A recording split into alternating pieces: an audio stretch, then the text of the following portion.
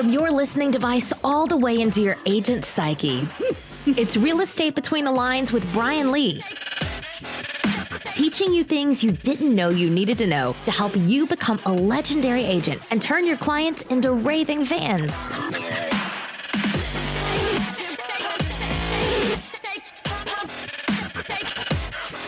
Welcome to Real Estate Between the Lines. I'm your host, Brian Lee.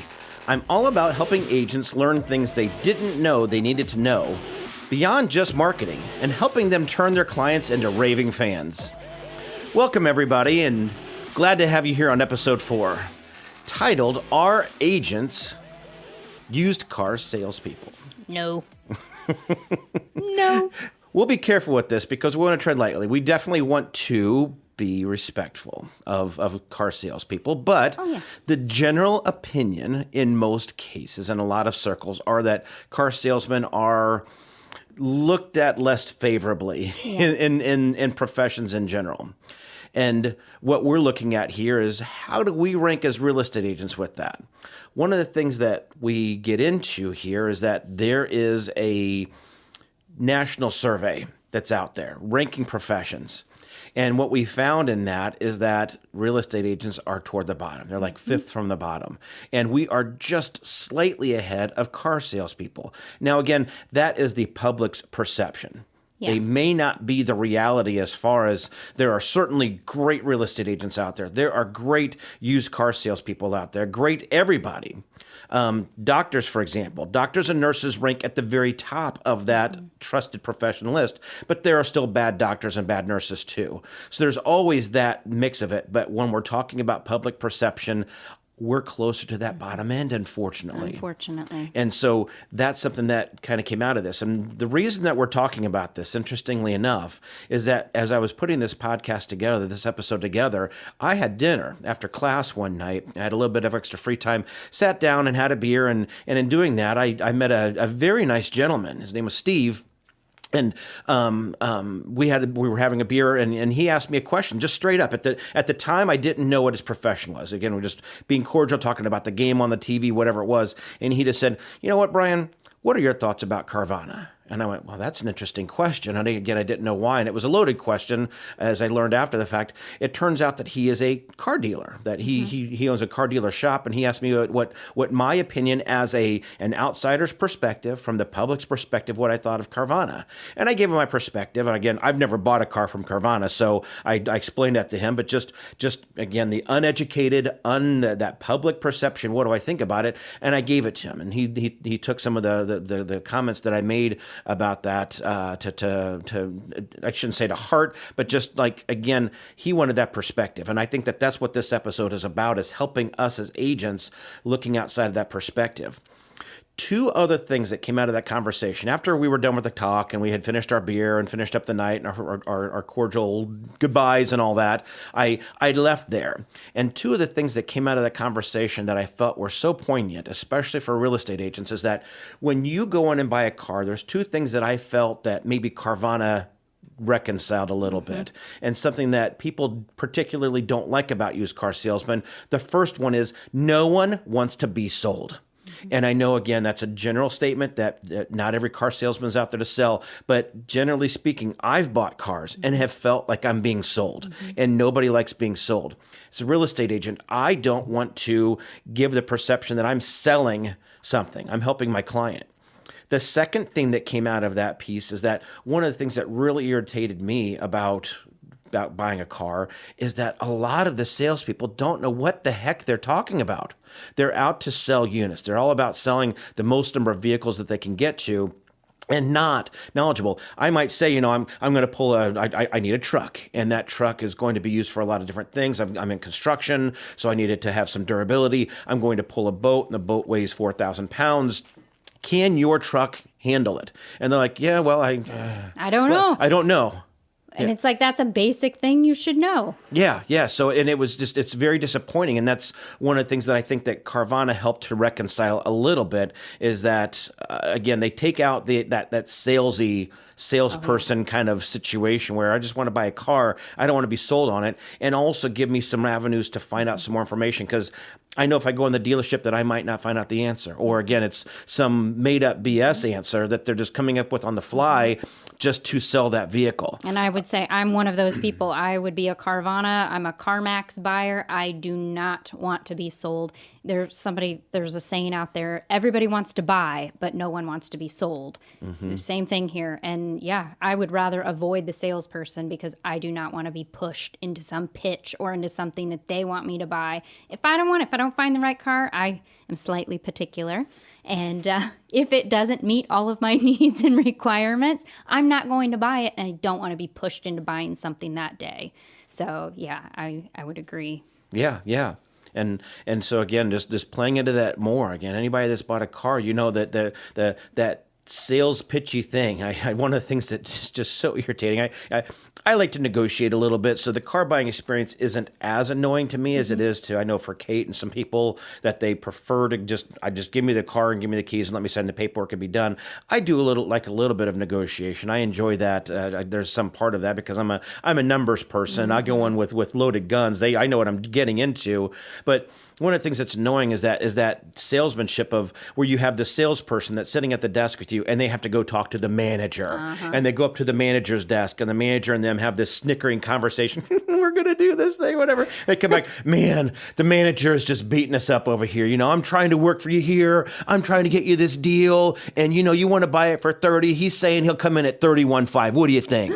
And it's like, okay. I'm working for you. I really am. But man, the manager, he didn't have his coffee today. And gosh, he's just beating us up. It's like, you can just sense, you can feel the BS, and it could be a real story. I mean, maybe the manager didn't have their coffee and maybe he has really beat him up. But still, it just feels, I hate to say sleazy, but it just feels like I'm being jacked around. It feels fake and all that clients see that, clients sense this.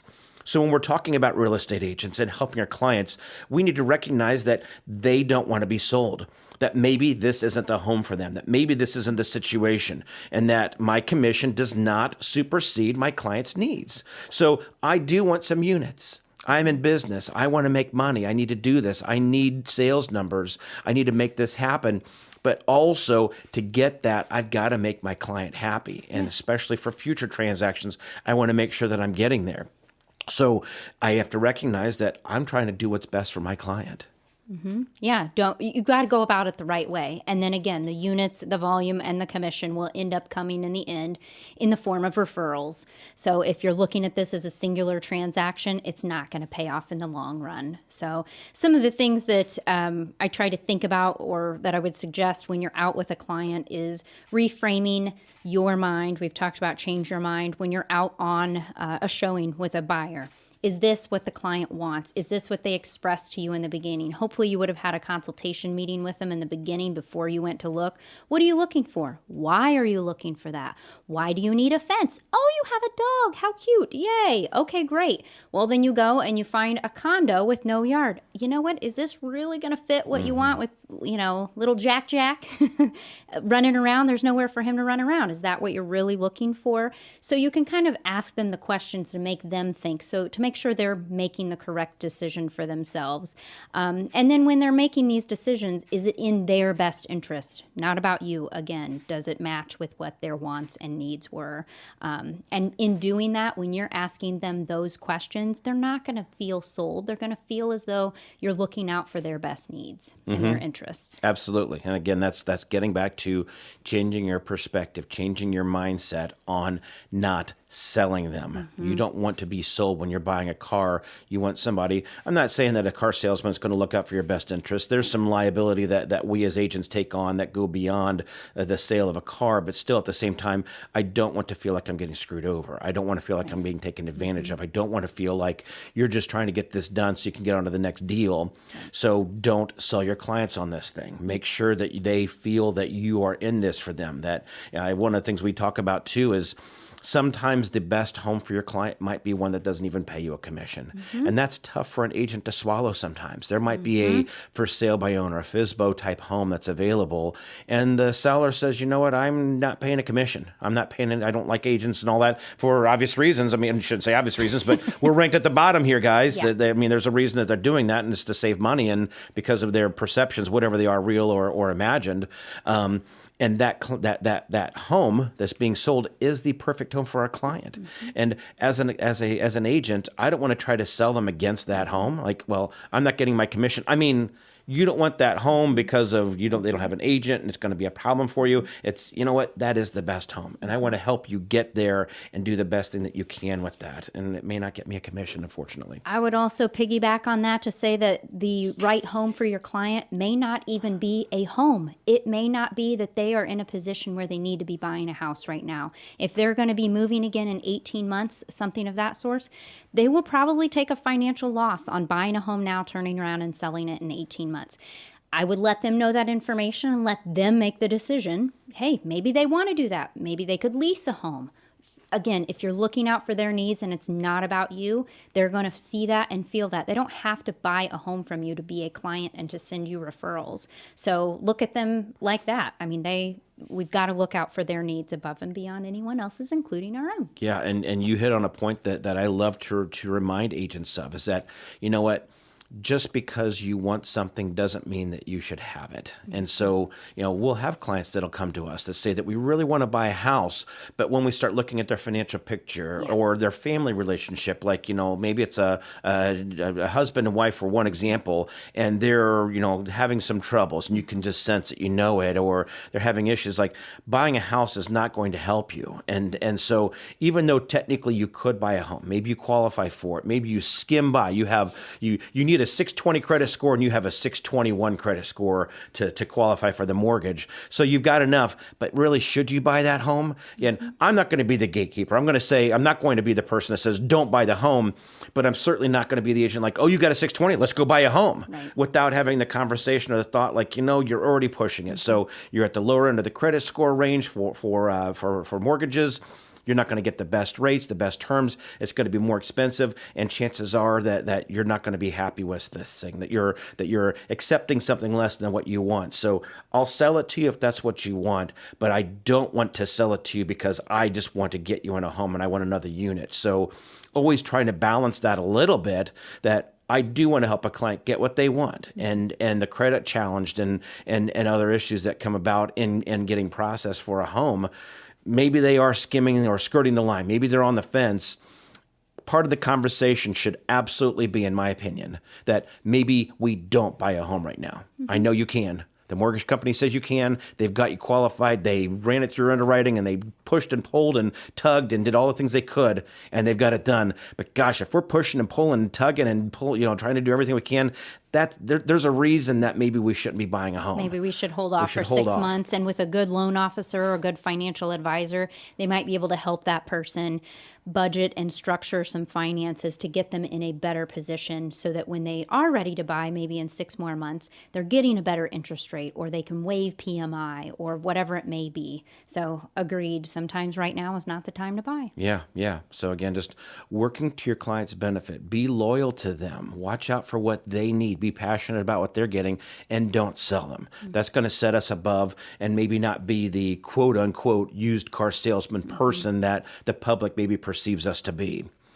The second thing that, again, I pulled out of the conversation from that dinner that I had the other night was, again, expanding your knowledge. It's very frustrating for me to go to a car dealership and have very specific questions or a specific need and say, what does this package include? Or I want the leather seats. What do I have to do to get that? Is there another package part of that or whatever? And a salesman saying, I don't know.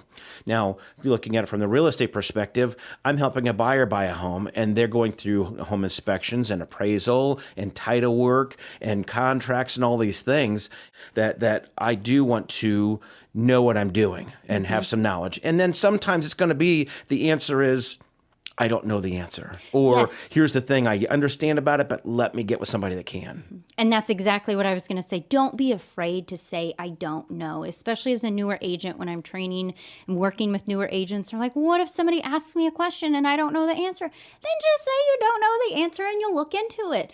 I've been in the business quite some time, and I still get questions that I don't know. It could be as simple as, hey, do you know what the house 2 doors down sold for?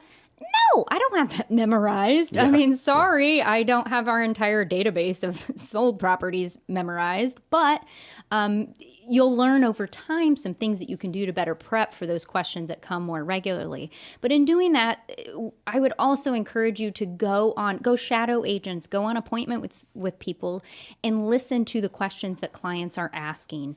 How is the agent handling them? The other part would be, if you have a client that's purchasing a property, go on the inspection. If you can be there the whole 3 hours and your client is not, do it. Be there because you can pick the inspector's brain. You're going to see what they're looking at. You'll be able to then pick out some items when you're walking through showing someone a home, like, ooh, that might be an item of concern. I didn't even think, originally you wouldn't have thought to look in that area, and now I know to look up in the corner of the ceiling for a water spot or whatever it may be.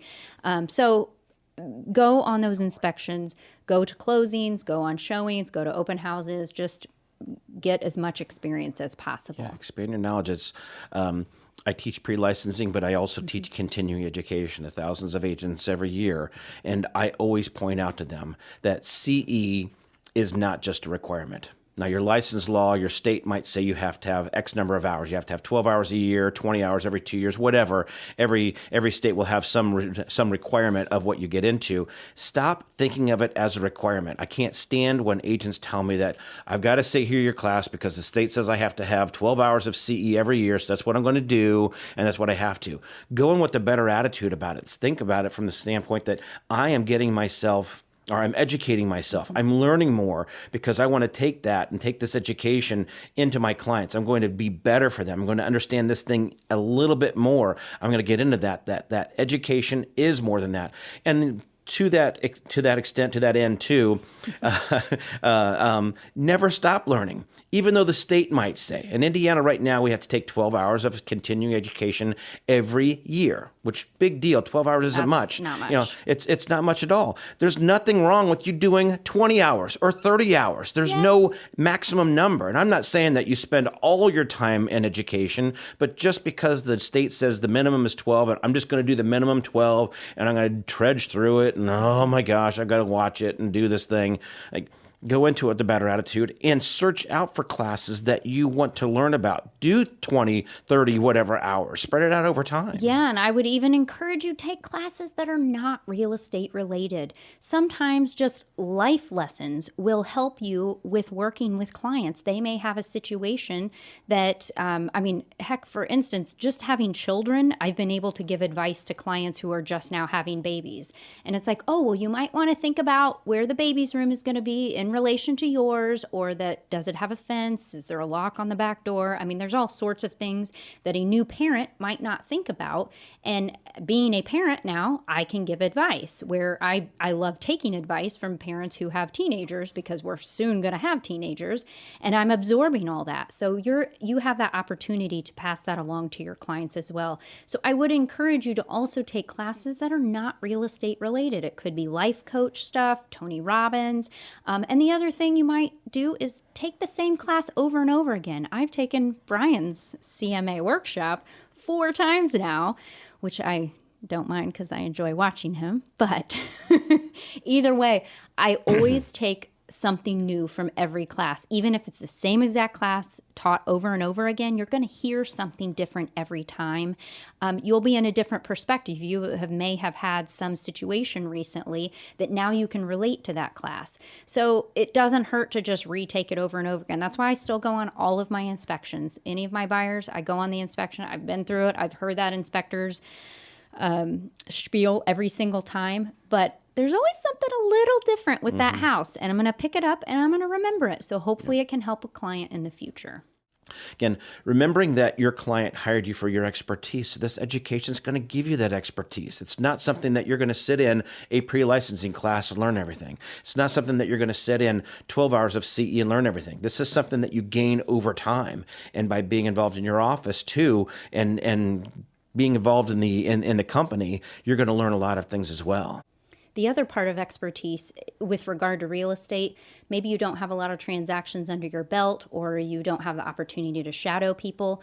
You can become an expert on areas. Just pull comps, just run neighborhoods, pull sold comparables over the past 3 years, get a feel for areas and neighborhoods and what has sold. That is going to build the knowledge base in your head so that when you go out to a particular area or particular neighborhood of a city, you have a feeling. You know the street names, you know that, okay, the homes on Maple Avenue tend to sell for a little bit more than the ones on Oak Street, something like that. So do a little research. You can do that from home, but then I would encourage you to drive around those neighborhoods too. You're going to be an expert just by getting yourself involved in the community. Mm-hmm.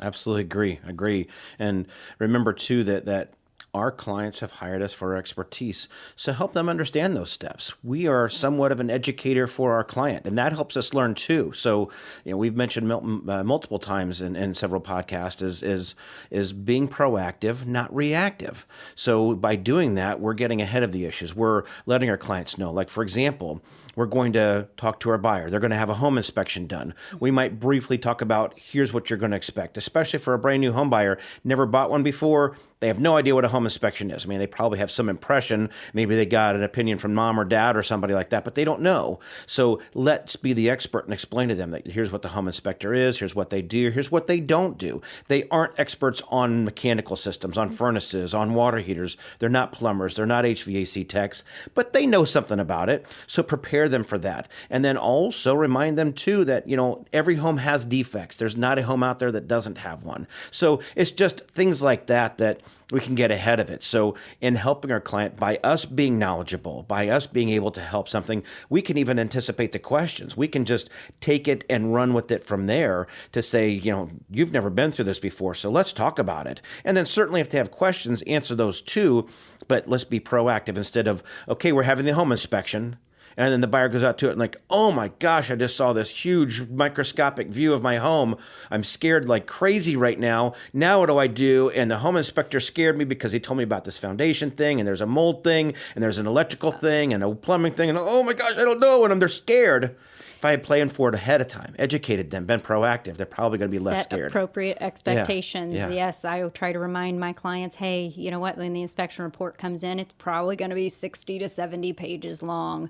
It's okay. And every new construction home still has stuff wrong with it. So setting appropriate expectations help eases concerns, and they're not going to fly off the handle and get worried so easily. Yeah. And don't gloss over everything. Again, our clients are going to appreciate that. Obviously, there's something called a DISC personality. Many of you've probably heard that. If you're not familiar with it, you can look it up on Google. It's DISC. It's a personality type.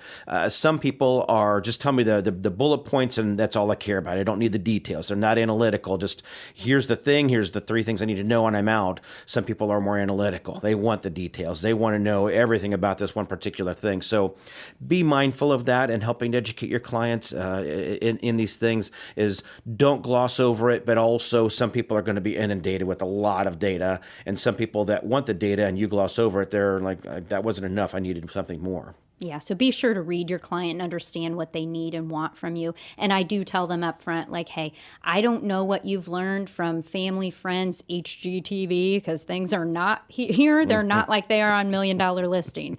It's fun and great there, but that's not how it is here. So I just want to make sure I'm giving you the appropriate information and educating you so that you have the right expectations for the process. Yep, and then don't overstep either. We talk about that a lot too, that remember again that you're the guide, you're the educator.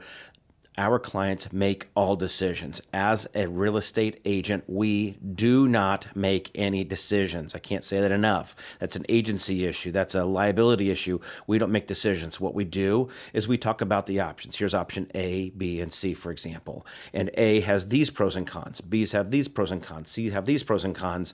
And you might interject an opinion, say, I really like A because of this. There's this downside to it, but what you're telling me, what I understand of your situation, situation, it sounds like option A might be the best.